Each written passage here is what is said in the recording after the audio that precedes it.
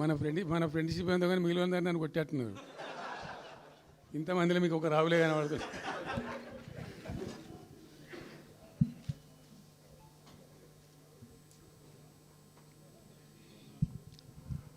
ఈరోజు ప్రధానంగా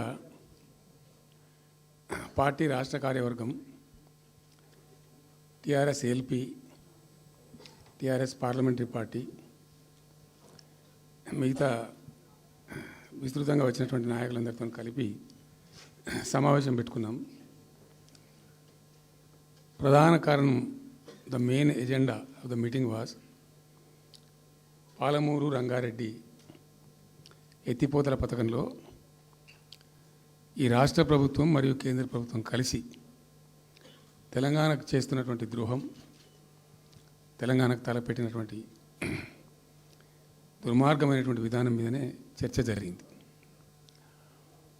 దీని కథ ఏంటంటే చాలామందికి తెలియదు, అవగాహన కూడా ఉండదు. కొత్త తరం వాళ్ళకైతే అసలు తెలియదు. ద రీజన్ వై ఈజ్ సమైక్య ఆంధ్రప్రదేశ్లో అత్యంత దారుణమైనటువంటి వివక్షకు గురైన జిల్లా పాత మహబూబ్ నగర్ జిల్లా. చాలా చాలా దారుణానికి. రీజన్ ఏంటంటే వనరులు లేక కాదు, వసతులు లేక కాదు. కృష్ణానది ప్రవేశిస్తుందే మహబూబ్ నగర్ జిల్లాలో.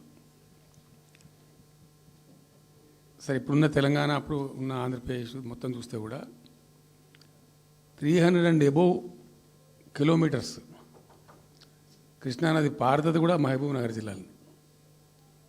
308 కిలోమీటర్లకు పారుతుంది. 308 కిలోమీటర్స్ పారుతుంది.